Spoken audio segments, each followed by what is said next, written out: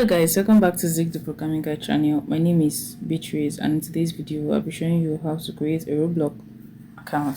So the first thing you have to do, just click on your create account right here, and you input your birthday date. Yeah, so input mine, and yeah, so this is mine, and you click on confirm birthday. You don't have to use your uni name, so I'm just going to input something that has not been used. Yeah,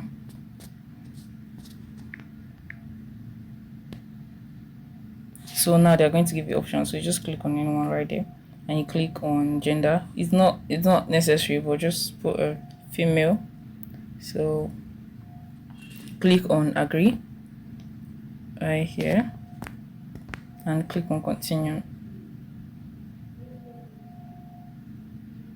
So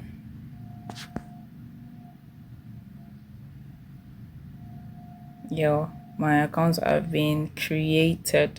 It's very easy, as you can see. It has been created already.